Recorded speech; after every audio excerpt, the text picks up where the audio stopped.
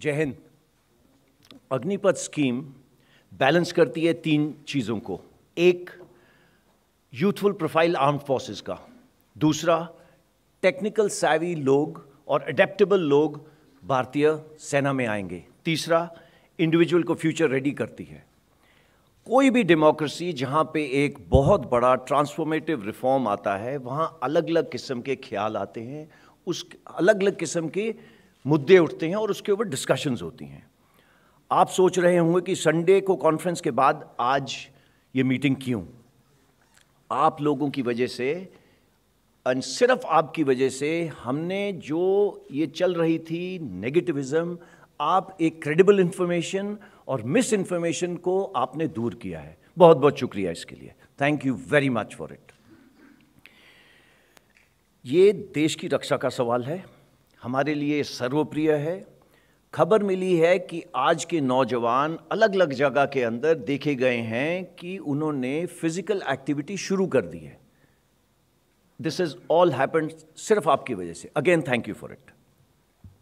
जो credible information है, जैसे कि ये र्यूमर मॉन्गरिंग चल रही थी, किसी ने ये निकाला गया कि ये जो मुद्दा है, जो पुराने वाले टाइम के ऊपर जो लोग भर्ती हुए हैं उनको भी अग्निपथ में डाला जाएगा, क्योंकि आप लोगों ने इसको मिस इन्फॉर्मेशन को बेनकाब करा। आज ये सिर्फ 24 घंटे के अंदर फेक इन्फॉर्मेशन मानी गई है।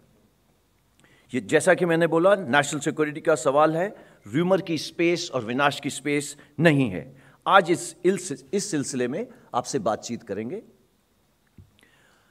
हम लोग एक प्रोफेशन में हैं जो सोल्जरिंग की प्रोफेशन है। ये बिगेस्ट एसेट है इस देश का, और जो भी हम सोल्यूशन बनाएंगे वो देश की रक्षा के लिए होगा। और जो भी सोल्यूशन बनेगी उसमें तीन चीज़ें होंगी। एक तो वो देश की रक्षा सेंट्रिक होगी, दूसरा यूथ सेंट्रिक होगी, और तीसरा सोल्जर सेंट्रिक होगी। उसके अंदर जो हमारे लिए सबसे ज़रूरी है, देश centric and soldier centric solutions. बहुत कमिटीज़ बनाई गई थी इसके ऊपर। ये ट्रांसफॉर्मेटिव स्कीम जो थी, ये कई दिनों से ज़रूरत थी हमारी। इससे पहले क्या क्या कमिटीज़ हुई? अरुण सिंह कमेटी हुई 1989 में, कारगिल रिव्यू कमेटी हुई 2000 में, ग्रुप ऑफ मिनिस्टर्स बिठाए गए जिन्होंने नेशनल सिक्योरिटी सिस्टम के बारे में बोला 2001 में, 6 पे कमीशन ने 2006 में, and as late as 2016 Shekatkar committee में। जो हमारा मेल इन सब कमिटीज़ का रहा है आप सब के साथ।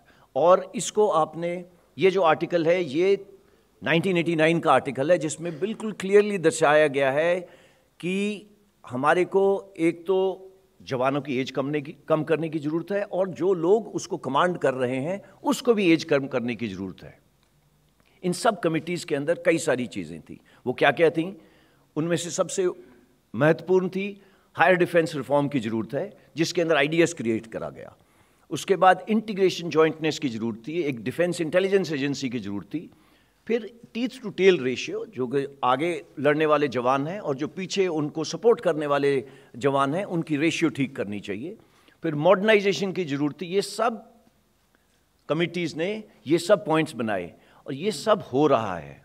कई चीज़ें हो गई हैं, जैसे कि जो 2 साल पहले सीडीएस का क्रिएशन हुआ। बट जो यंग प्रोफाइल जो सबसे नीचे मैंने लिखी है लाल के अंदर, कमांडिंग ऑफिसर की यंग प्रोफाइल करने की ज़रूरत थी हमें, और सोल्जर की। कमांडिंग ऑफिसर की यंग प्रोफाइल हमने कर दी। कैसे करी? मल्टीपल एंट्रीज़ के द्वारा, चाहे उसे शॉर्ट सर्विस बोलिए, लेडीज़ वुमेन एंट्री स्कीम बोलिए, इन सब को मद्देनज़र रखते हुए हमने अपने यंग कमांडिंग ऑफिसर की उम्र, जब मैं भर्ती हुआ था और आज 5 साल का फ़र्क हो गया है।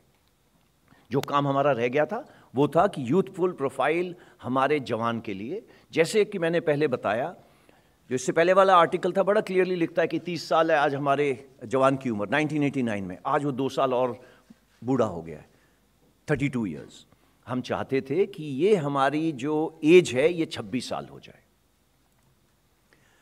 बिफोर कोई भी काम करने से पहले तो हम अपने इंटरनल मंथन करते हैं, बट फिर बाहर के देशों को भी स्टडी करा जाता है।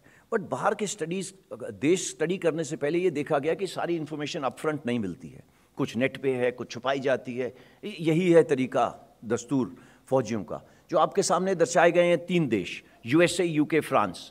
मैं आपको चाहूँगा पहली चीज़ देखिए कि इनकी आयु क्या है इनटेक की, उसके बाद इंगेजमेंट पीरियड क्या है। इंगेजमेंट आप देखेंगे 3 किस्म के, यूएसए का देखते हैं, वो कहता है 8 साल का एंगेजमेंट है, 4 साल एक्टिव, 4 साल रिजर्व। फिर उसका ट्रेनिंग पीरियड क्या है, ट्रेनिंग के ऊपर, आयु के ऊपर, एंगेजमेंट पीरियड के ऊपर, इन सब के ऊपर मुद्दे उठे हैं। तो आप ये 3 देशों का देखिए। सिर्फ मैं आपको ये चाहूँगा देखना कि इंगेजमेंट भिन्न भिन्न प्रकार की हैं। अगर आप एक साइड में देखें फ्रांस को, उसके अंदर इंगेजमेंट पीरियड मल्टीपल है, 1 साल, 2 साल, 3 साल। ये क्यों कर रहे हैं? ये उस देश की ज़रूरत है। अंत में उनको क्या चाहिए? देश की सुरक्षा और जो उनके नेशनल सिक्योरिटी की इश्यूज हैं। 3 और देश देखते हैं, रशिया, चाइना, इजराइल। इनके अंदर भी मल्टीपल एंट्रीज हो रही हैं। क्या मल्टीपल एंट्रीज है? कंस्क्रिप्ट एंड कॉन्ट्रैक्ट, और दूसरा मैंडेटरी सर्विस है इजराइल के अंदर। इंगेजमेंट पीरियड जैसे कि रशिया में देखिए 1 साल, 3 साल, परमानेंट के अंदर कंस्क्रिप्ट और परमानेंट के बीच में जो रेशियो है वो 2/3 परमानेंट है और 1/3 कॉन्स्क्रिप्ट है। ट्रेनिंग की जो अवधि है वो अलग अलग श्रेणियों में दी हुई है। जो वुमेन के लिए, इजराइल के लिए जैसे लिखा हुआ है 3 साल कंपल्सरी है और वुमेन अलग किस्म की है। ये जो आपके सामने दर्शाया गया है, इसमें 2 बातें आपको ध्यान में रखने की जरूरत है। नंबर 1, किसी के पास भारत जैसा डेमोग्राफिक डिविडेंड नहीं है। इसके ऊपर सिर्फ मैं 10 सेकंड बिताना चाहूँगा। हमारे जो यूथ हैं वो 50% 25 साल से नीचे होंगे। ये कोई भी देश कितना भी विकसित हो, उसके पास ये डेमोग्राफिक डिविडेंड नहीं है। फौज को चाहिए कि हमारे पास जो हमारे युवक हैं, हमारे सैनिक हैं, वो इस डिविडेंड का फ़ायदा उठाएं। We have to be reflective of this demographic dividend. दूसरा, हम बाहर से कॉपी पेस्ट नहीं कर सकते। इंडियन प्रॉब्लम्स, इंडियन सॉल्यूशंस, तो इस चीज़ को ध्यान रखा गया। उसके अलावा हम इसके अंदर जो हमने सेलिएंट फीचर्स देखे हैं, कैसे मिले। हम लोग हर एक साल तकरीबन 80 से 100 एक्सरसाइज करते हैं बायलैटरल तमाम देशों के साथ। उनके साथ हमने देखा उसकी आयु क्या है, उसकी एंट्री क्या है। तो हमें उनसे बातचीत करने से, एक्सरसाइज करने से, चाहे 10 दिन की हो, चाहे 1 महीने की हो, ये हमें ज्ञान मिला उनसे कि उनके पास इस टाइप के प्रावधान हैं। एज जैसा कि मैंने आपको बताया, सब कंट्रीज जो आपको दिखाई हैं 26 से 27 साल। इंगेजमेंट पीरियड भिन्न भिन्न प्रकार के हैं, बट जो सबसे ज़्यादा पीरियड फॉलो करा जाता है 2 से 4 साल। जो ट्रेनिंग पीरियड है वो आपके सामने लिखा हुआ है। कमिंग टू अग्निपथ करने से पहले मंथन। देखिए, कोई भी इतना बड़ा रिफॉर्म होगा, ये हो ही नहीं सकता कि इसके ऊपर अलग अलग किस्म की बैठकें नहीं बैठें। हमारे जो तीनों चीफ्स थे इससे पहले एंड जनरल बिपिन रावत, ये काम 2 साल से तो बहुत ज़ोर शोर से शुरू हुआ। उससे पहले ये सिर्फ कागज़ों पे स्टडी करा जा रहा था अलग अलग कमिटीज़ के ऊपर। एंड इस सब ministry of defence of course lead कर रही थी, चाहे वो मिनिस्ट्री ऑफ होम अफेयर्स हो, चाहे लीगल हो, चाहे फाइनेंस हो, चाहे मिनिस्ट्री जो इंडस्ट्री के साथ डील कर रही हो, चाहे मिनिस्ट्री ऑफ इंफॉर्मेशन ब्रॉडकास्टिंग हो, ministry of skill development entrepreneurship हो, ministry of higher education, primary education, youth affairs. ये सब मिनिस्ट्रीज के साथ मंथन करा गया। सिर्फ हमने उनको स्कीम की डिटेल्स धीरे धीरे बताई। जो आपके सामने जो अब अनफर्ल हो रहा है, ये एक प्लान्ड इवेंट है। प्लान्ड इवेंट इस तरीके से कि मिनिस्ट्रीज को बताया गया था 14 तारीख को कि ऐसे ऐसे आपके सामने युवक आएंगे, बट उन्होंने अपना जो प्रावधान था वो सब करा हुआ है। जो उन्होंने इंटेंट बताया, अब आप एक्शन में उसको होता देख रहे हैं। अगले 2 से 3 हफ्ते के अंदर ये इंटेंशन कागज़ के ऊपर उतर जाएगा कि उनको सीनियरिटी दी जाएगी, उनको 10% जॉब यहाँ पे होगा, एट्सेट्रा एट्सेट्रा। उसके अलावा सर्विसेज, ये आपके सामने सारी सर्विसेज ने अपना इंटरनल मंथन करा। एंड ये सिर्फ मंथन ऐसे नहीं है, डिफेंस एनालिस्ट जो हैं वो इसके बारे में कई सालों से लिख रहे हैं। उन सब की हमने जो लिखाई पढ़ाई है उनको स्टडी करा और उसमें से जो बेस्ट प्रैक्टिसेस थी उसको इम्प्लीमेंट करी। अब आया टाइम ऑफ लॉन्च। हमारा बस चलता तो ये 1990 में ही कर लेते, बट जो बाकी आपको चीज़ें बताई उसको करते करते समा आगे निकलता गया एंड मौका एंड पूरी चीज़ हमारे हाथ में नहीं थी। बट ये पिछले 2 साल में हमें एक मौका मिला जिसमें जो रिक्रूटमेंट की प्रतिक्रिया है हमने रोकी। आप सबको वजह मालूम है। सो लीस्ट पेन पूरे देश को, लीस्ट पेन यूथ को, हमारे को, सबको लीस्ट पेन हो, इसलिए इसका प्रावधान इस टाइम पे करा गया है। देखिए, इसके ऊपर भी मुद्दा उठ रहा है, रिक्रूटमेंट का प्रोसेस एंड रेजिमेंटेशन के ऊपर। मैं आपको आश्वासन देना चाहता हूं कि रिक्रूटमेंट के प्रोसेस में कोई चेंज नहीं है। जो अभी 5 साल पहले रिक्रूटमेंट प्रोसेस था या 2 साल पहले था और 5 दिन बाद होगा, प्रोसेस में कोई चेंज नहीं है। तीनों सर्विसेज के जो प्रोसेस थे वो वैसे के ही वैसे रखे गए हैं। ऑल इंडिया ऑल क्लास के ऊपर लोग बोल रहे हैं, कोई फर्क नहीं है। पहले भी हम ऑल इंडिया ऑल क्लास थे, अब भी ऑल इंडिया ऑल क्लास रहेंगे। इसमें कोई किसी को, ये खासकर इसकी ज़रूरत है हमारे जो वेटरन भाई हैं जिन्होंने हमको ट्रेन करके यहाँ बिठाया है, उनके लिए है। कईयों के दिमाग में आशंका रही है कि इसके ऊपर कुछ हो रहा है, ऐसा कुछ नहीं है। जो रेजिमेंटेशन का प्रोसेस है वो बिल्कुल अनचेंज्ड रहेगा। नाउ कमिंग टू प्लेज, आपने देखा कि पिछले कई दिनों में प्रोटेस्ट, आर्सन, वायलेंस, उसके लिए कोई जगह नहीं है। अंडरटेकिंग नॉट प्लेज कि उन्होंने पार्टिसिपेट नहीं करा। पुलिस वेरिफिकेशन हमेशा होती थी, सिर्फ बिकॉज 3-4 दिनों में ये आर्सन और वायलेंस देखा गया, इसलिए इसकी प्लेज और अंडरटेकिंग हम लेंगे। जो सर्विसेज ट्रेनिंग कर रहे हैं उसमें कोई बदली नहीं हुई है। इसके बारे में विस्तार से रिस्पेक्टिव सर्विसेज के लोग बताएंगे। सिलेक्शन सिस्टम, इसके बारे में डिस्कशन हो रही है। मैं दोहराना चाहूँगा कि आज भर्ती होने के लिए हर एक वैकेंसी के लिए 50 से 60 लोग आते हैं, एक सिलेक्ट होता है, तो 49 से 59 लोग वापस जा रहे हैं। तो हमको ज़रूरत क्या है? हमको ज़रूरत है देश के लिए बेस्ट लेने की। ये we cannot take the second best. हमारा जो काम है वो second runners up silver medal से नहीं चल सकता। ट्रांसपेरेंट होगा ये प्रोसेस, फेयर होगा, ऑब्जेक्टिव होगा और सेंट्रली मेंटेन्ड होगा। कई आर्टिकल्स लिखे गए हैं कि आप कमांडिंग ऑफिसर्स को इसका जिम्मा दे रहे हैं। देखिए, आज भी कमांडिंग ऑफिसर जो ज़मीन के ऊपर है, आगे तैनात है, वो आज भी अपने हर एक यंग जो जवान है उसके ऊपर लिखता है, बैठ के लिखता है कि ये कैसा बनेगा, आगे क्या होगा, इसको मुझे मिसाइल ट्रेनिंग देनी है या इसको रडार ट्रेनिंग देनी है। वो ये सब काम कर रहा है, ये उसका काम है। बट इन लोगों को सिलेक्ट करने के लिए वो ऑब्जेक्टिव सिस्टम बनाएगा, इसको सेंट्रली मेंटेन करा जाएगा, सो दैट हम सीओ को इस सिलेक्शन के अंदर उसकी इनपुट लेंगे जो ऑब्जेक्टिव होगी। बट कौन सिलेक्ट होगा ये एक बोर्ड डिसाइड करेगा। देखिए, अग्निपथ इंप्लीमेंटेशन के लिए फोर्सेस को एम्पावर करा गया है। इसमें प्रावधान रखे गए हैं सेफ गार्ड्स के लिए जब भी ज़रूरत पड़ी, और प्रावधान के लिए हमें जो हमारे रक्षा मंत्री हैं वो फाइनेंस मिनिस्टर के साथ इसमें जो छोटा मोटा बदलाव है कर सकते हैं। फोर्सेस के अंदर आपको फेथ रखना बहुत ज़रूरी है। हमारी ओनरशिप इस स्कीम के लिए 100% है, एंड ये स्कीम एक बिल्कुल इम्प्लीमेंटेबल है, बिकॉज इसको कई देर से सोचा गया है। एक आदमी ने नहीं सोचा, एक औरत ने नहीं सोचा, बहुत लोगों ने अपना दिमाग लगाया, जैसे कि मैंने आपको मंथन में बताया। इन द एंड हमको बेस्ट चाहिए। एंड क्यों बेस्ट चाहिए? बिकॉज देश की रक्षा का सवाल है। हम चाहते हैं कि अग्निवीर सर्व करे, उसको सिस्टम सपोर्ट करे। अगर कल को आज से 4 या 5 साल बाद अग्निवीर अगर कहीं बाहर लड़े में मिलेगा, उसे परमवीर चक्र मिलेगा और आप उसके गवाह होंगे। उसमें कोई किस्म की अलग नहीं है। वो बिल्कुल हमारे साथ अगर लड़ेगा तो उसको वही चीज़ें मिलेंगी जो हमें आज मिल रही हैं, चाहे वो परमवीर चक्र हो, चाहे वो और कोई किस्म की चीज़ हो। सो गैलेंट्री अवार्ड्स, देश की भक्ति का चांस हम दे रहे हैं सब युवकों को। सो ये देशभक्ति का चांस मैं रिक्वेस्ट करूंगा ये युवक अपने हाथ से ना जाने दे। अग्निपथ एक टैलेंट अट्रैक्ट करने की हमने स्कीम बनाई है, so that we get the best. And इसके साथ मैं चाहूँगा कि एक लाइन आप याद रखिएगा कि देशभक्ति या फौज में काम करना एक जुनून है, एक जज्बा है, ये एक नौकरी के लिए प्रावधान नहीं है। अब मैं हैंड ओवर करना चाहूँगा एयर मार्शल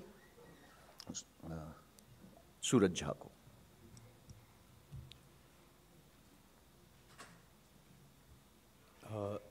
नमस्कार। ये जो आप सामने अपने देख रहे हैं, people first, mission always, this is the underlying ethos of the Indian air force. ये भारतीय वायुसेना की बुनियाद है। और भारतीय वायुसेना का सबसे सशक्त हथियार है उसकी मैन पावर, जो हमारे एयर वॉरियर्स हैं वो। और अग्निवीर भी इसी सशक्त हथियार का एक अभिन्न अंग बनेंगे। पिछले साल हमारे कमांडर्स कॉन्फ्रेंस का थीम था एंश्योरिंग सर्टेनिटी अमिडस्ट अनसर्टेनिटी। तत्पश्चात हमने एक प्रोसेस इनिशिएट किया जिसमें पूरी ट्रेनिंग को रिवैम्प करने की, ट्रेनिंग को dynamic, flexible, disruptive, multi domain और साथ साथ उसे प्रैक्टिकल ट्रेनिंग, सिमुलेटर्स और टेक्नोलॉजी से एम्बेड किया, ताकि एक रॉ यूथ को हम एक सक्षम और सशक्त जॉब रेडी डायनेमिक बैटलफील्ड में उतार सकें। इसके बहुत सारे एलिमेंट हमारे ऑफिसर ट्रेनिंग एयरफोर्स एकेडमी में ऑलरेडी इम्प्लीमेंट किए जा चुके हैं, कुछ और होंगे, और यही फिलॉसफी हम अपने अग्निवीर के ट्रेनिंग में भी इस्तेमाल करेंगे।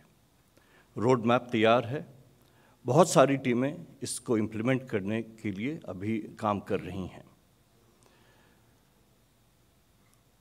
अग्निवीरों को सक्षम बनाने में सबसे बड़े स्टेक होल्डर्स हम खुद इंडियन एयरफोर्स हैं। ये हमारी जिम्मेदारी है। मेकिंग एवरी अग्निवीर वायु stand tall with his head held high with his peers anywhere in this country is our responsibility. Coming to the next part of our ethos of Mission Always, I, on behalf of Indian Air Force, want to state unequivocally that the combat capabilities and readiness of Indian Air Force is non-negotiable. The Indian Air Force and the Government of India will do everything that is required to keep us combat-worthy and combat-ready.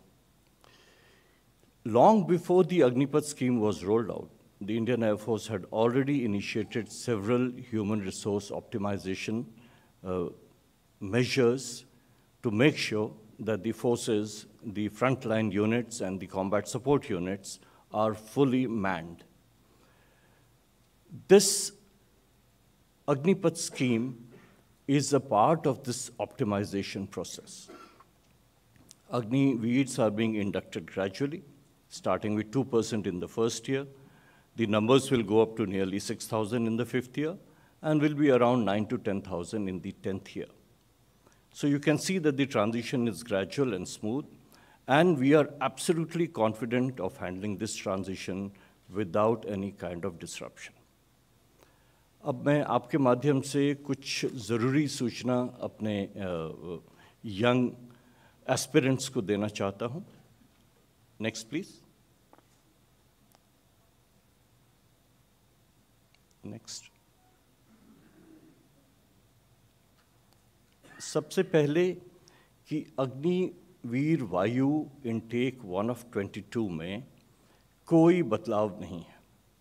There is absolutely no change पूरे process में, entry level qualification में, examination syllabus में, medical standards में, और सारी enrolment भारतीय वायुसेना में अब अग्निवीर वायु के थ्रू ही होगी। आशा करता हूं कि इससे जो काफ़ी सारी शंकाएं थीं वो दूर हो जाएंगे। Next please. Induction timelines, recruitment process और फेज़ 1 आपके सामने दर्शित हैं। नोटिफिकेशन ये हमारे युवाओं के रिक्वेस्ट पे, मैंने पिछली बार 24 जून अनाउंस किया था, उसे हमें 4 दिन पहले ही नोटिफाई करना पड़ा है। बहुत लोगों ने रिक्वेस्ट किया था। रजिस्ट्रेशन 24 जून से 5 जुलाई तक चलेगा। भारत वर्ष में 250 एग्ज़ाम सेंटर्स हैं जहाँ पे ऑनलाइन एग्ज़ाम कंडक्ट किए जाएंगे 24 जुलाई से 31 जुलाई तक, और फेज़ 2 के लिए कॉल लेटर 10 अगस्त को इशू कर दिया जाएगा। फेज़ 2 7 सेंटर्स में होंगी पूरे भारतवर्ष में। इसका कंडक्ट 21 से 28 अगस्त तक होगा और मेडिकल्स 29 अगस्त से लेके 8 नवंबर तक चलेगा। उसके बाद प्रोविजनल सेलेक्ट लिस्ट हम 1 दिसंबर को अनाउंस कर देंगे। एनरोलमेंट लिस्ट कॉल लेटर 11 दिसंबर तक इशू हो जाएंगे। एनरोलमेंट 22 दिसंबर से लेकर 29 दिसंबर तक और कोर्स 30 दिसंबर को शुरू हो जाएगा। और अगर कहीं आपके माध्यम से मैं ये भी पूरे देश में बताना चाहता हूँ कि हमने हेल्पलाइन हेल्प डेस्क लगा रखे हैं, दोनों ईमेल और फ़ोन के माध्यम से। ये नंबर और ईमेल आईडी यहाँ पे दर्शाया गया है। जिनके मन में कहीं भी कोई शंका हो तो वो इस पे हमें कॉल कर सकते हैं। आखिरी में इतना ही कहूँगा कि हम लोग फुली प्रिपेयर्ड रहेंगे पहले बैच अग्निवीर वायु को इंडक्ट करने से पहले, और उनका वेलकम करने के लिए हम तैयार हैं। धन्यवाद। Vice Admiral Dinesh Tripathi. Thank you. Good afternoon, ladies and gentlemen. सबसे पहले तो स्लाइड प्लीज। सबसे पहले तो मैं आपको अवगत कराता हूं कि हमारी जो रिक्रूटमेंट टाइमलाइंस हैं जो हमने डिसाइड की हैं, आपके सामने आपकी स्लाइड में हमारा जो रिक्रूटमेंट कैलेंडर है वो हमने 25 जून डिसाइड किया था, बट ये कल शुरू हो जाएगा। अभी पता चला कि हमारी जो एक फ़ाइल अप्रूव होनी थी हो गई है, तो ये कल हम शुरू कर देंगे अपना काम जो है। उसके बाद ऑनलाइन रजिस्ट्रेशन होगा 1 जुलाई ऑनवर्ड्स। एंड जैसा कि एडिशनल सेक्रेटरी साहब ने बताया था अभी कि कोई बदलाव नहीं है। अभी तक जो भी रिक्रूटमेंट प्रोसीजर प्रोसेसेस अभी तक हो रही हैं पिछले कई सालों में, वही इस बार भी होंगी। तो जो मैं आपको बता रहा हूँ उसमें कुछ भी नया नहीं है। हम वही उतना ही टाइम ले रहे हैं जितना कि हर बार लेते थे। इस बार थोड़ा सा हम जल्दी कर रहे हैं क्योंकि हमें जल्द से जल्द अग्निवीर को लाना है अपने ट्रेनिंग एस्टेब्लिशमेंट चिल्का में। और आप लास्ट लाइन देखेंगे तो वहाँ पे उनका मेडिकल होगा, और जो सेलेक्ट हो जाएंगे मेडिकल में तो फर्स्ट लॉट ऑफ अग्निवीर हमारे जो बेसिक ट्रेनिंग एस्टेब्लिशमेंट है INS चिल्का उड़ीसा में, वहाँ पे अपनी वो ट्रेनिंग शुरू कर देंगे। तो ये हमारा अभी तक का विज़न है, और इसको मैं मानता हूँ कि इसको हम पूरी तरह से जितनी टाइम लाइन्स हैं उसको पूरा करेंगे। परसों से आज के बीच में मैं आपको एक दो, इसको बंद कर दीजिए, ये तो चलने दीजिए, ठीक है, जो लोग देख रहे हैं बाहर टीवी में। परसों से लेके आज के बीच में एक दो नई जो डेवलपमेंट्स हुई हैं। एक तो है कि हमारी मिनिस्ट्री ऑफ शिपिंग और DG शिपिंग के साथ कई महीनों से बात चल रही थी, और येस्टरडे कल ही DG शिपिंग ने अपना एक DGS ऑर्डर जिसको कहते हैं 16/2022 उसको इशू किया है। वो केवल अग्निवीर के लिए है कि 4 साल की ट्रेनिंग के बाद जब ये अग्निवीर बाहर निकलेंगे तो वो किस किस ट्रेड में सीधे मर्चेंट नेवी में जा सकते हैं डायरेक्ट। उन्हें कई सारे प्रावधान दे रखे हैं। ये ऑलरेडी मीडिया में है, ये सोशल मीडिया में घूम रहा है ये DGS ऑर्डर ऑलरेडी। तो आई एम श्योर जो हमारे फ्यूचर अग्निवीर्स हैं नेवी के, उसको भी शायद पढ़ रहे होंगे अपनी तैयारी के साथ करने के लिए। इसके साथ ही DG शिपिंग ने एक DGS ऑर्डर 17/22 भी कल इशू किया है। मेरी और DG शिपिंग की मुलाकात हुई थी कल, और वहीं पे हमने अपना मेमोरेंडम ऑफ अंडरस्टैंडिंग भी MOU एक साइन किया है, जिसके तहत भारतीय नौसेना और shipping ministry but largely the DG shipping will work closely, दोनों एक साथ काम करेंगे। और कई सालों से जो हमारी एक बात अटकी थी वो कल पूरी हो चुकी है, जिससे कि नॉट ओनली अग्निवीर्स बट बाकी नौसेना के अधिकारी और सेलर्स जब वो नौसेना छोड़ेंगे तो वो भी उनकी जो पूरी सी सर्विस है और उनकी जो ट्रेनिंग है वो पूरी काउंट की जाएगी, और वो सीधे मर्चेंट नेवी में अपनी नौकरी कर सकते हैं। तो ये बहुत बड़ा कल काम हुआ है। कल अच्छा दिन था शायद Monday, and we are very happy that the ministry of shipping and the DG shipping has made this happen. अब मैं आता हूँ ऑपरेशनल इफेक्टिवनेस की तरफ। कई जगह मैंने सुना, जैसे कि बाकी सर्विसेज में सुना होगा कि अग्निवीर के आने से हमारी ऑपरेशनल इफेक्टिवनेस कम हो जाएगी। देखिए, हमारी नौसेना का जो विजन है वो है combat ready, credible, cohesive and future ready force. उसमें कोई बदलाव नहीं है। और जैसा कि एयर मार्शल सूरज झा ने बोला, combat readiness, combat preparedness, combat efficiency, as far as नौसेना इज कंसर्न, नॉन नेगोशिएबल। तो हम लोग अग्निवीर्स को लेंगे, उनकी ऐसी ट्रेनिंग करेंगे जिसको हम कहते हैं ड्रिल टू स्किल। उनको जो अगले 3-4 साल में जो करना है उसमें अच्छी ट्रेनिंग करेंगे। पहले बूट कैंप ट्रेनिंग करेंगे चिल्का में, फिर उनको समुंदर में ले जाएंगे, वहाँ पे उनको अवगत कराएंगे एनवायरनमेंट से। क्योंकि जैसा आपको पता है, मैं भी एक लैंडलॉक्ड स्टेट से आया हूँ। पहली बार मैंने समुंदर देखा जब मैं ट्रेनिंग के लिए गया था।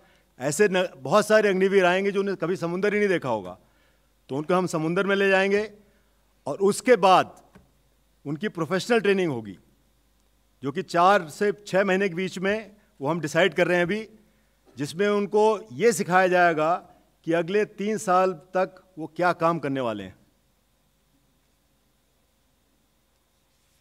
ये पूरा जो मसला है ये अभी हम लोग इसके ऊपर काम कर रहे हैं, लेकिन जब पहला अग्निवीर 21 नवंबर को चिल्का में रिपोर्ट करेगा तो हमारे पास सबके आंसर रहेंगे। उसका उद्देश्य क्या है? उद्देश्य यह है कि जब ये अग्निवीर समुद्र में पहुंचे और किसी रेडार सिस्टम के सामने बैठा है, किसी सोनार इक्विपमेंट के सामने बैठा है, कोई मशीनरी ऑपरेट कर रहा है, तो वो पूरी तरह से सक्षम हो, and he is truly a war fighter. उसमें और जो अभी सिस्टम जो हो रहा है, 1 साल का जो ट्रेनिंग किया हुआ बंदा जो नेवी में आता है, उसमें और इस अग्निवीर में कोई डिफरेंस नहीं होगा। He is ready to fight जब वो समुद्र में हमारे जहाज़ों में रिपोर्ट करेगा। हम लोग अपनी ट्रेनिंग इफेक्टिवनेस में भी ध्यान दे रहे हैं। जैसा कि मैंने बोला, ड्रिल टू स्किल, इसके बारे में आपसे बात कर चुका हूं। हम लोग ट्रेनिंग टाइमलाइंस को थोड़ा सा कंप्रेस करेंगे without affecting the quality of training. More use of simulators, emulators and latest methodology of training, ये भी हम लोग यूज़ करेंगे और इसका काफ़ी उपयोग होने वाला आगे आने वाले दिनों में। हम लोग सोच रहे हैं कि सभी ट्रेनीज को टैबलेट्स एंड ई रीडर्स दिए जाएं, जिससे उनके पास ऑलरेडी जब भी टाइम हो, जो उनको पढ़ना है वो पढ़ सकते हैं, उनको क्लास में जाने की जरूरत नहीं पड़ेगी। और we want to improve the trainer to trainee ratio. इससे क्या होगा कि जो एक ट्रेनर जो था वो अगर एक्स नंबर को ट्रेनिंग का दे रहा था, तो अभी एक्स माइनस कुछ नंबर्स को ट्रेनिंग देगा। तो obviously the quality of training जो होगी दैट विल ऑफसेट जो भी हम ट्रेनिंग का ड्यूरेशन कंप्रेस करेंगे। तो ये हमारा संक्षिप्त में आपको बताने का उद्देश्य था। और जैसा कि मैंने पहले भी बोला था, हम बिल्कुल 21 नवंबर की तैयारी में हैं, और जो भी फ्यूचर अग्निवीर इस प्रोग्राम को देख रहे हैं, आपका हार्दिक स्वागत है। धन्यवाद। जय हिंद। लेफ्टिनेंट जनरल बंसी बनप्पा। नमस्कार और जय हिंद। इंडियन आर्मी का जो पोजीशन है, कुछ चीज़ों पर मैं अभी आप लोगों को बताऊं। आपके सामने तो स्लाइड दिखा रहा है रिक्रूटमेंट का जो एक्टिविटी है। तो इसके बारे में मैं पहले बता दूं कि हम पूरा तैयार है। हमारा रिक्रूटमेंट जो शेड्यूल है, कल हमने ऑलरेडी ये अपलोड कर दिया recruitment notification on the join Indian army website. इसमें पूरा जानकारी होगा, all the terms and conditions, eligibility criteria. और ये रिक्रूटमेंट प्रोसेस, भर्ती का प्रक्रिया में कोई बदलाव नहीं है। कई सवाल उठाया है कि चेंज होगा। ये हम इसको जिस तरीके से चल रहा था उसी हिसाब से चला रहे हैं।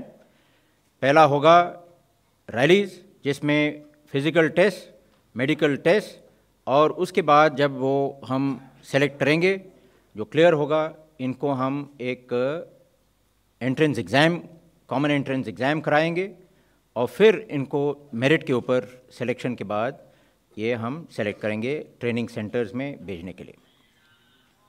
ये अलग अलग ट्रेड, अलग अलग तरीके के जो हमारा एंट्रीज़ होते हैं, इन सब के लिए वो लागू है। इसमें मैं ये भी अभी बताना चाहता हूँ कि इसमें जैसे पिछले 3 साल से शुरू किया था special entry scheme for women, महिला पुलिस आर्मी के अंदर, तो ये भी एक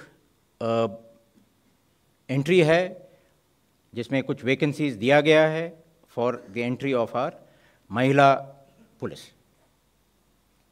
और शेड्यूल में आपको नज़र आएगा कि 1 जुलाई, जिसमें हम रैली शेड्यूल, हमारे पास जो 83 रिक्रूटिंग ऑफिसर्स हैं, वहाँ हम रैली शेड्यूल्स वो अपलोड करेंगे और फिर ऑनलाइन रजिस्ट्रेशन शुरू कर सकते हैं और अप्लाई कर सकते हैं अपना अपना जो भी इंटरेस्टेड लाइन में।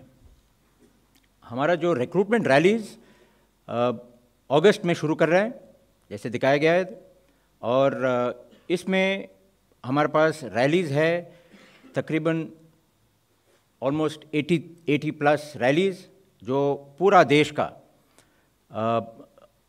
ऑल अक्रॉस हमें ये रैलीज़ चलाएंगे। हर डिस्ट्रिक्ट को कम से कम एक बार ये कवर करेगा।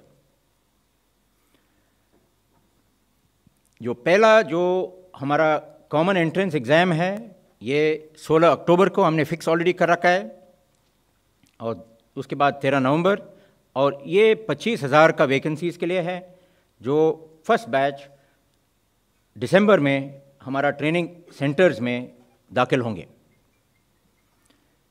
इसके बाद जो सेकेंड बैच, ये 40,000 का जो हमारा वैकेंसीज़ है, इसका जो सेकेंड बैच है ये 15,000 के लिए, ये इनका एग्ज़ाम होगा जनवरी में, और ये फरवरी में हमारा सेकेंड बैच ट्रेनिंग सेंटर्स में पहुंचेंगे। जो पहला बैच है, इसका जो ट्रेनिंग ख़त्म होकर, तकरीबन 6 महीने का जो ट्रेनिंग है, ये ख़त्म होकर जुलाई में यूनिटों में तैनात होंगे ऑल अक्रॉस द कंट्री। ये जो रिक्रूटमेंट प्रोसेस है, जब अभी से हम 1 जुलाई को शुरू कर रहे हैं, ये हम पूरा कंप्रेस कर रखे हैं हमारा जो टाइमलाइंस है, क्योंकि हम जानते हैं कि पिछले 2 साल से रिक्रूटमेंट नहीं हुआ है और सभी इंटरेस्टेड है कि ये शुरू हो जाए। इसके लिए हमारा कोई भी शक और सवाल इसके लिए है तो हम अग्निवीर हेल्पलाइन खोल रखे हैं। ये नंबर सामने है, ये एक है, इसमें कुछ ही दिनों में और भी नंबर्स हम लगाएंगे, जो बोथ इंडियन आर्मी वेबसाइट और जो रिक्रूटिंग का जो जॉइन इंडियन आर्मी वेबसाइट पर ये मिलेंगे आपको। इसके अलावा मैं ये बताना चाहता हूँ, ये जो पूरा स्कीम के बारे में, ये स्कीम देश और फौज, राष्ट्र और फौज के हित में है, और ये हमें पूरा यकीन है कि ये लॉन्ग टर्म में बहुत ही सफल होगा। ऑपरेशनल तैयारी के बारे में कुछ चीज़ें बातें हुए अभी। हम ये बताना चाहते हैं, हमारे जो फॉर्मेशंस और यूनिट तैनात है और इसी मुताबिक ये काम करते रहेंगे, इसमें कोई बदलाव नहीं होगा। ये और भी इम्प्रूव होंगे, हमारा उम्मीद है आने वाले कलों में। ये भारतीय सेना का युवा वर्ग आकार 32 इयर्स के थे तकरीबन उम्र, और ये हम सोचते हैं कि कुछ ही सालों में ये हम 26 वर्ष तक इनका जो आयु है ये हम नीचे लाएंगे। इससे क्या होगा, जैसे एडिशनल सेक्रेटरी साहब ने बताया था कि हमारा जो यूथफुल प्रोफाइल है फौज का, ये बना रहेगा, और जो लीडर टू लेड रेशो भी हमारा बैलेंस होगा। ये जो प्रोफाइल है अभी जो हमें तकरीबन लीडर टू लेड है 1:1.28, हम चाहते हैं कि ये 1:1 पर लाया जाएगा ये जो स्कीम के ज़रिए। हमारा ऑपरेशन काबिलियत पर जैसे मैंने बताया कोई असर नहीं पड़ने वाला है, ये और भी बेहतर होगा।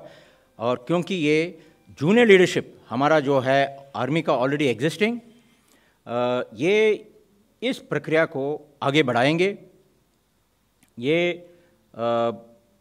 नया जो अग्निवीर आएंगे पलटनों में, इनको गाइड करेंगे, इंटीग्रेट करेंगे और इनको यकीन करेंगे कि ये जो फाइटिंग यूनिट्स है इनका एक बहुत ही इंटीग्रल पार्ट बनेंगे ताकि ये लड़ाई में पूरा सफल होंगे।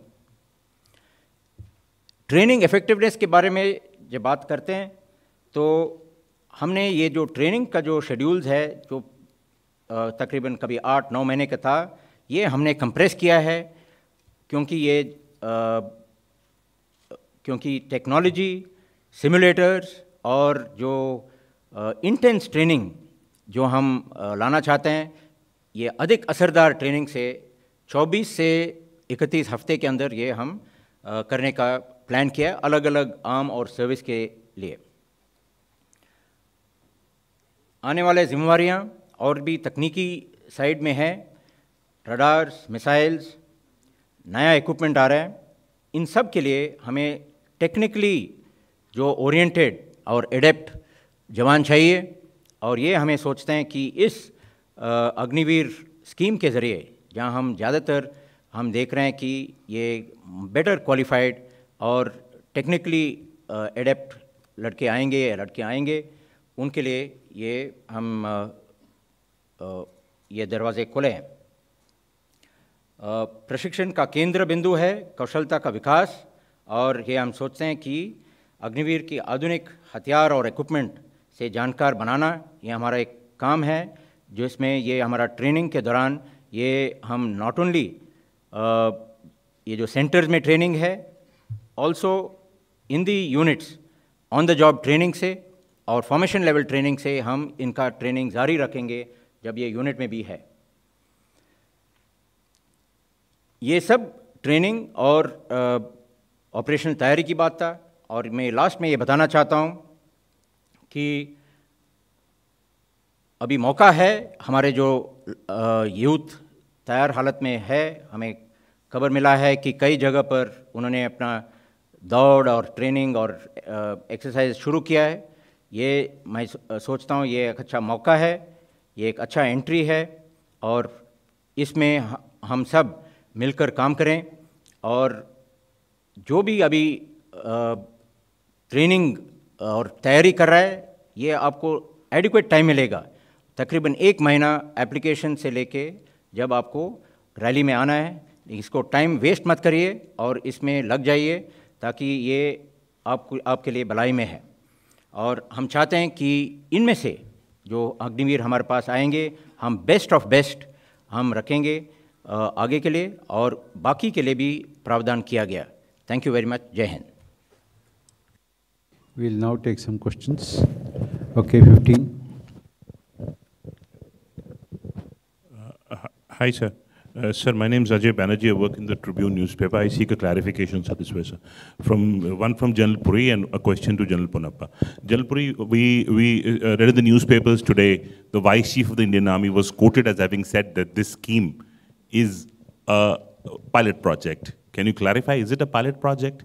And secondly, to General Ponappa, sir, please clarify on the All India All-Class recruitment, how will you cater to the class-specific regiments?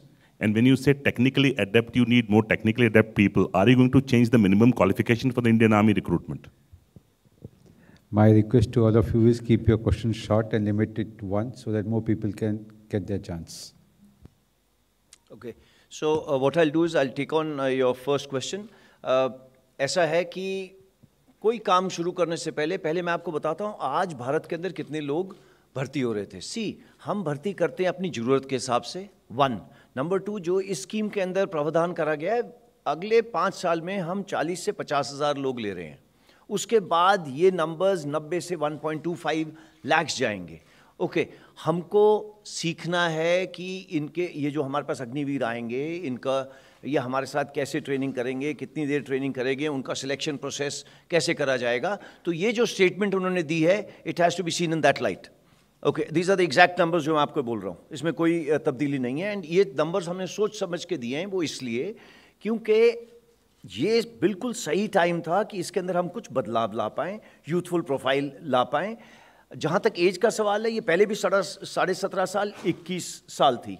कुछ लोगों के लिए हम ज़्यादा उम्र वाले लोग लेते थे, वो 17.5 साल 21 साल के लिए रखी गई है। फॉर द फर्स्ट ईयर हमने इसको 2 साल एक्सटेंड करा है for 23 years. So that is the way you have to understand it. Over to Bansi. Your first question related to the aspect of all India all class, and then the aspect of the technical entry or the aspect of adapting to the technical know-how. The all India all class aspect is there's been no change in the overall method. Can you hear me? No, fine. Okay.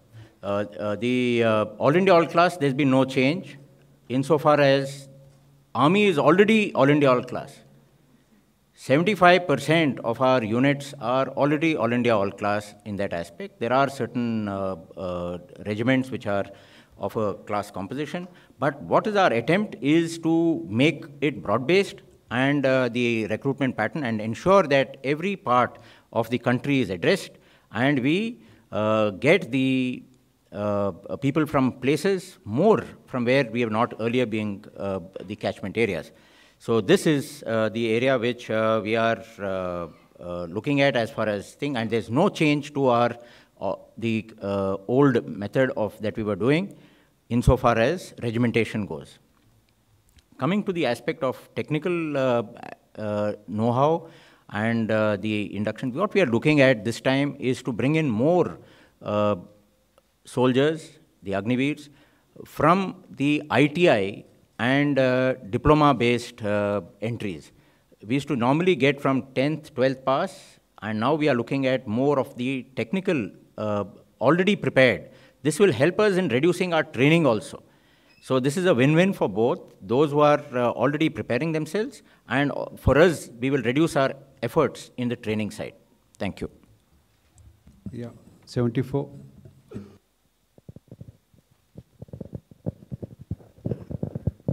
Sir, मैं मुकेश कौशिक हूँ दैनिक भास्कर से। This side sir. Sir, आपने बहुत एलोबरेटली समझाया कि अग्निवीरों की hiring process क्या होगी। मेरी छोटा सा क्लैरिफिकेशन है कि इनकी फायरिंग प्रोसेस क्या होगी अगर कोई अग्निवीर इनडिसिप्लिन करता हुआ पाया गया या किसी भी तरह का ऐसा काम जो कि फ़ौज के लायक ना हो, तो उसका फायरिंग प्रोसेस क्या होगा? क्या वो परमानेंट सैनिक से थोड़ा भिन्न होगा? Secondly, since they will go to operations, तो बैटल कैजुअल्टीज हो सकती हैं, ऐसे में क्या उनको अलग से कोई इंडेमनिटी बॉन्ड भी भरवाएगी सेना? एक minute, you said firing process? Fire, oh अच्छा। इसी ऐसा हम हम आदमियों से डील करते हैं, सोल्जर से डील करते हैं। It's almost derogatory to fire anyone, we don't. But जैसा कि मैंने आपको परसों बताया था, रत्ती भर जगह नहीं है for arson, violence, indiscipline. He is simply detached there and then, and the commanding officer के पास पावर्स हैं उसको डिटैच करने की। वो हमारे पास नहीं रहेगा। इनडिसिप्लिन होगा तो he will go back to the society. अगर वो हमारे पास रहने के बाद हम उसके ऊपर 6 महीने मेहनत करेंगे, अगर उसके बाद भी वो हमारी जो सभ्यता है उसके साथ नहीं जुड़ेगा और वो कुछ थोड़ा दिखाएगा, हम उसे एक बार चांस देंगे। ओके, उसके प्रावधान हैं, हमारे पास सिस्टम है, ब्लैक एंट्री, रेड एंट्री, वो सब कुछ बना हुआ है। ये कमांडिंग ऑफिसर के हाथ में है, ये उसको ऊपर जाने की ज़रूरत नहीं है। और अगर वो फिर भी नहीं हमारे साथ जुड़ेगा तो देन वो वापस सोसाइटी में जाएगा। 122. So this is Manas from Press Trust of India, PTI researcher. Yeah, sir, the Agnipath scheme has been launched following years of debate about right-sizing the armed forces, and is a very key reform initiative that the three forces have been debating about. That we need to just right-size our armed forces, particularly the army. So, I mean, when you are taking around 46,000 soldiers first years, I mean, it may go up to 90,000 and 1 lakh. So when you will take 1 lakh, I mean, that way effectively you will retain 25%, 25,000. And the number of people actually retire from the army alone is around 50 to 60,000. So is it not going to, help you in right-sizing the army? And is it not a very key objective of the armed forces to right-size the three forces by using the Agnipath scheme? Just a clarification. सी पहली चीज़ an excellent question. दूसरा, पूरी exercise एक मुद्दे पे खड़ी है, youthfulness. There is no question of right sizing, up sizing, down scaling. That is not the aim. It is just not the aim. 1. Number 2, मैंने आपको बताई 2 चीज़ें जरूरी थी. नंबर 1, प्रावधान रखा गया है इसको अप डाउन करने के लिए. Power is with the defence minister.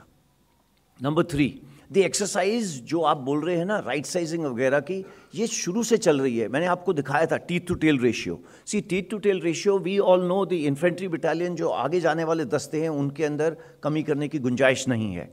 However, देश वो नहीं रहा जो 1970 या 1990 या 2000 में था. हमारे यहाँ आउटसोर्सिंग करके बहुत चीज़ हो गई हैं. हम सारा कुछ भारत में बना रहे हैं, तो हमको उसको खुद रिपेयर करने की ज़रूरत नहीं है. हम कभी भी किसी वक्त भी पीछे जाके, पीछे मतलब जैसे मैं अगर गुरदासपुर में लड़ रहा हूँ तो अमृतसर में जा सकता हूँ, तो वहाँ पे प्रावधान है. हमारी जो पूरी शक्ति whole of the government approach की, जो हमको रिपेयर एंड रिकवरी दे सकते हैं. तो अगर कम करा जाएगा वहाँ, not from the fighting forces. Fighting forces there is no, आज तक कम नहीं करेंगे फाइटिंग फोर्सेस के अंदर, सिर्फ बढ़े हैं. तो it is totally dependent on the requirement and the security situation. Nothing will be compromised based on right sizing.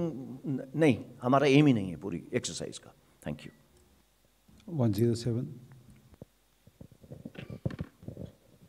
Sir नमस्कार. मेरा सवाल ये है कि जो 2 साल से प्रोसेस रुका हुआ था कोरोना के चलते, उससे पीछे अगर लौट कर जाएं, जो पुरानी भर्ती थी, उस दौरान अगर तीनों सेनाओं की बात करें तो कितनी भर्तियां हुई थी? सी, पहली चीज़ ज़रूरत के मुताबिक थी. ये तकरीबन 35 से 40 हज़ार भी रही है कई सालों में, कई सालों में 60 हज़ार भी रही है. सो ये ज़रूरत के ऊपर है. ये कभी भी ये कांस्टेंट नंबर ही नहीं है. जितने एग्ज़िट होंगे उतने एंट्री करी जाएगी. जितनी रिक्वायरमेंट होगी, ये भी हो सकता है इन्फेंट्री बटालियन की रिक्वायरमेंट हो ज़्यादा, टैंक रेजिमेंट की ज़्यादा हो, आर्टिलरी की ज़्यादा हो, जो हमारे को सपोर्ट देते हैं उनकी ज़्यादा हो. ये सब नंबर्स चेंज करते हैं. तो ऐसा कुछ नहीं है कि पहले कम होती थी या अभी ज़्यादा होती है. Everything is need based. But सिर्फ इस साल के लिए, बिकॉज हम चाहते हैं कि यूथफुल प्रोफाइल हो, तो हमने कुछ दिनों के लिए, कुछ सालों के लिए नंबर्स फिक्स करे हैं. एक बार हम अपना अचीव कर लेंगे 26 ईयर्स, जिसको लगने चाहिए 6 से 7 साल, we will take a call. Thank you. 100. Sir मैं मधुरेंद्र, न्यूज़ नेशन से. मेरा सवाल additional secretary DMMOD lieutenant general Anil Puri से है कि जो अग्निवीर सिलेक्ट किए जाएंगे आफ्टर 4 इयर्स, उसका एक खाका आपने देश के सामने रखा. उसको मैं चाहूँगा थोड़ा इलेबोरेट करें, ताकि लोगों के मन में तमाम तरह के सवाल हैं, खासतौर पे जो इस रिक्रूटमेंट प्रोसेस में आने वाले बेसिकली जवान हैं, कि कैसे वो 4 साल के बाद अपने आप को प्रूव कर पाएंगे और फिर आगे की जो नौकरी है वो कर सकेंगे. और एक सवाल मेरा जनरल पुनप्पा से है कि ये भी सवाल मन में लोगों के उठ रहे हैं कि 4 साल की नौकरी के दौरान अगर अग्निवीर की पोस्टिंग फॉरवर्ड पोस्ट पर होती है, वॉर लाइक सिचुएशन होती है, तो क्या वो अपने आप को सेक्रीफाइस करने को तैयार होंगे अगर उनके मन में होगा कि हमारी नौकरी सिर्फ 4 साल की है?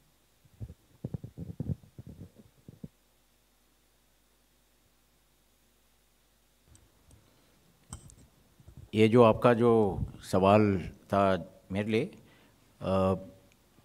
ये जो अग्निवीर जब फॉरवर्ड एरिया में कोई ऑपरेशन में, कहीं लड़ाई में, वो उसमें के रिस्क टेकिंग कैपेबिलिटी कम हो या वो ना जाएं फ़ौज के साथ लड़ाई में, वो मैं दूर करना चाहता हूँ. ये बिल्कुल ऐसा होता नहीं है कि जो लड़के जो अभी फ़िलहाल यूनिटों में आए, पलटनों में आए, जो जुड़ गए हमारा इथॉस और हमारा जो तरतीब में, और जो हमारा जो पूर्वजों का जो देन है जो पलटन को चलाते हैं, तो इसमें ये ट्रेडिशन, कल्चर और जो इथॉस और कमराडरी जो होता है ये एक बहुत बड़ा पुल है, और ये फ़ौज को चलाते हैं। और ये जब लड़के आएंगे नया तो उनको ये शामिल कर देते हैं। उनका जो ऊपर जो उस्ताद है, उनका जो नायक, हवलदार, जेसो साहिबान, ऑफिसर्स, यंग ऑफिसर्स, ये इनको आगे ले जाएंगे और ये जैसे अभी लड़ रहे हैं उसी मुताबिक लड़ते रहेंगे और अच्छा काम करेंगे। और जैसे एडिशनल सेक्रेटरी साहब ने बोला, अगर उनको अच्छा काम करेंगे उनको कोई भी गैलेंट्री अवार्ड मिल सकता है, इसमें कोई गुंजाइश नहीं है, कोई डिफरेंस नहीं है इनका डीलिंग में। Thank you. ऐसी जो आपने बोला सिलेक्शन प्रोसेस, सिलेक्शन आज भी हो रही है। हमारे यहाँ ऑफिसर्स आ रहे हैं, शॉर्ट सर्विस जा रहे हैं, तो ये कोई पहली बार नहीं है हम सिलेक्शन करेंगे। उससे पहले जैसे कि मैंने आपको बताया कि जब भर्ती होती है 50 से 60 बच्चे आते हैं, उसमें से हम एक लेते हैं, तो ये सिलेक्शन प्रोसेस है। बट ये भी मैं बताना चाहूँगा कि ये गणित का एग्ज़ाम नहीं होगा। ये इनकी उम्र कितनी है, 17.5 से 21 साल, और ये 25 साल में निकलेंगे, तो ऑब्वियसली वो दौड़ेगा तेज़, उसकी फायरिंग करेक्ट जगह के ऊपर होगी। उसका जो देखो, अब मैं मतलब जो मैं बूढ़ा दिमाग से तो नहीं हुआ, बट बाहर दिखने में तो हो गया हूँ।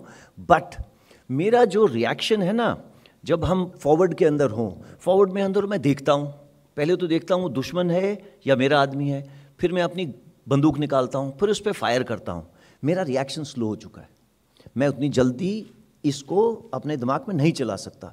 जो नया युवक आएगा, ये जो डिसीजन मेकिंग साइकिल है उसकी छोटी होगी, आप उस पर भरोसा करो। ये साइकिल इतनी तेज़ नहीं हो सकती। इसको कई लोग अंग्रेज़ी में उडा लूप बोलते हैं, बट ये हमारा रोज का बिजनेस है।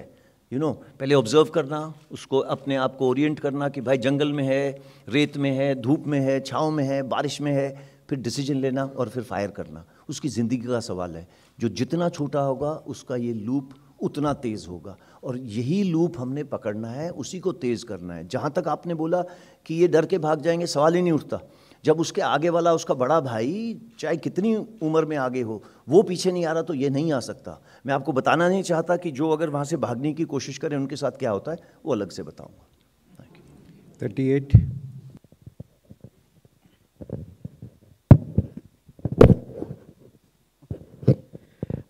Hi, sir. So one small clarification and a question after that. You mentioned that the pandemic provided an opportunity to bring this, and discussions were going on for 2 years. So was the recruitment partially stopped to bring this scheme as well for those 2 years? And why is there a distinct insignia and rank for them? And one question to the army, sir. Will the recruitment for one question? Just very quick, sir. Very quick. We'll stop at that. We'll stop at that. Please, 2 questions only. See, you were talking about, what you call insignia and all. See, I wear this. Okay, it propels me. Similarly, he wears something, it propels him. So this is all what we are for. Jazba. You can't take it away from us. Okay, we are not here for a job. We are not here for a naukri. No, it's much bigger than that. So let it be. It's our problem. We'll handle it.